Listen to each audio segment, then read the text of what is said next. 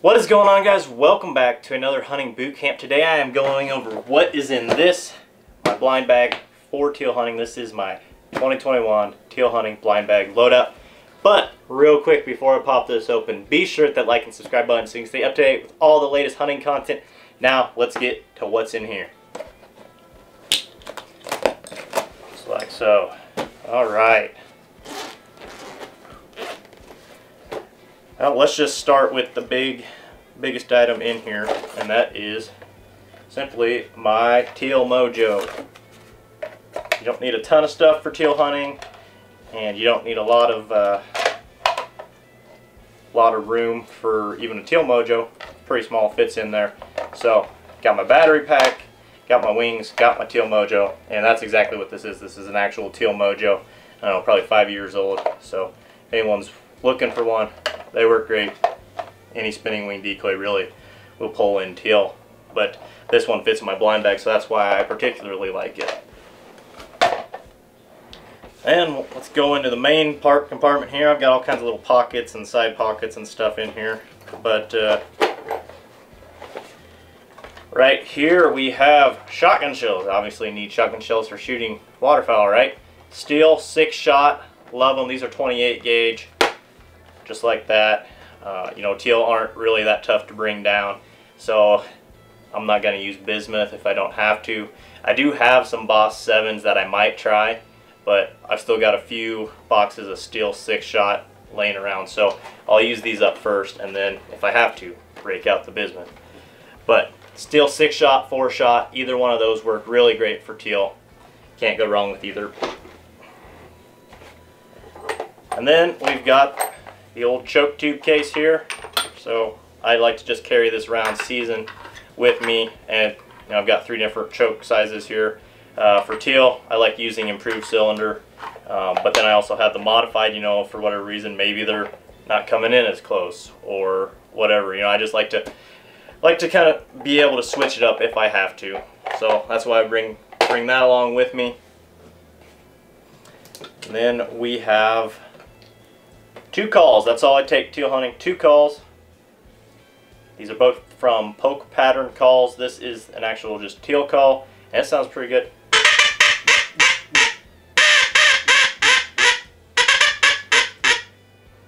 I really love the way this thing sounds. I haven't found a better teal call yet, so highly recommend this. And then the poke pattern whistle.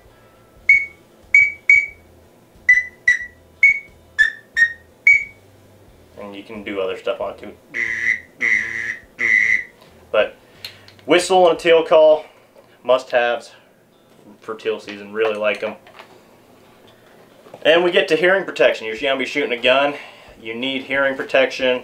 In the past, I had earmuffs in here, and those actually took up a ton of room. So going to these, which I run Tetra Waterfowl Alpha Shields, if anyone's interested in those, but just little, really little. I don't know if you guys can even see that. Just that's all it is. It's right in your ear like so. Takes a little battery. Press a button. You'll hear some beeps. Beep, beep, beep. 3 beeps is the loudest. 1 beep's the lowest. But works really good, especially in cold weather when you got like stocking caps and hoods and stuff on, where the earmuffs, you know, might get in the way. And it doesn't get in the way of your shooting. You know, that's another problem I would have with earmuffs. I would find myself leaning one up or just pulling it off to the side because sometimes it hit the side of my gun when I'd go up to shoot. So these things are a lifesaver. And we've got some light gloves.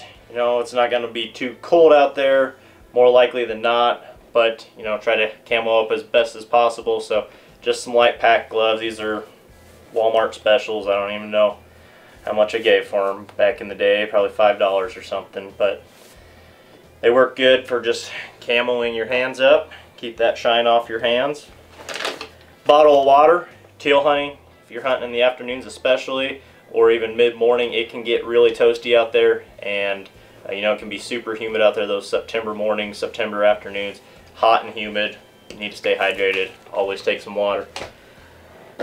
Bug spray. Bug spray or a thermocell. Always need one of those 2 things when you're out teal hunting, because more likely than not you're going to be hunting those shallow wetlands.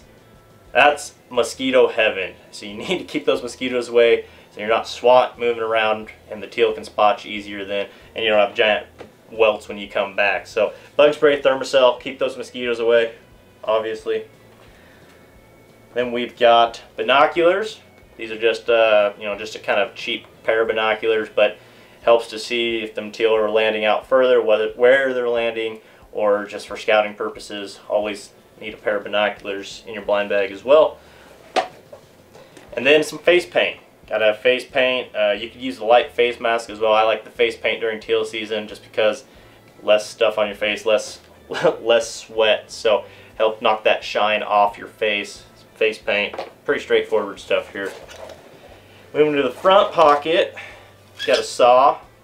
I really like having a saw here with me for brushing in purposes. You know, if you need to cut some cattails or just some other vegetation or some grass or whatever, you can kind of just get, rough cut it with the saw, or even cut some branches down for whatever you need for a hide. The saw will really help with that. And then we have right here, popper out. I like this. I really like this thing. This is the Motion Ducks. I don't really know the name of it. It's like a telescoping magnet though. And yeah, you can see right there, this whole thing's a magnet. Pick up your shells after you're done. So something we all should be doing as waterfowlers, as hunters, as conservationists, picking up our shells, picking up our trash, not leaving it out there. This thing helps a ton, especially when you start getting older and your back starts hurting, bending over, picking up all them shells at your feet. This thing comes in super handy. So, go to the top pocket here, and we got the Nebraska Waterfowl Guide. I like to always just keep a waterfowl guide in there. It tells you, all kinds of invaluable information. It even has like a little ID portion in here for some that might need to brush up on their ID skills, or just it has all the rules and regs in there.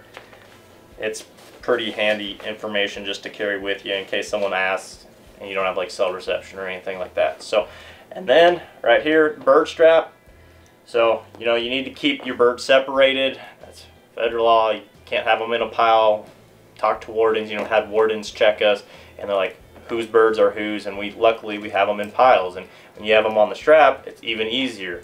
Just put heads or feet in the strap, keep them separated, and no muss, no fuss right there.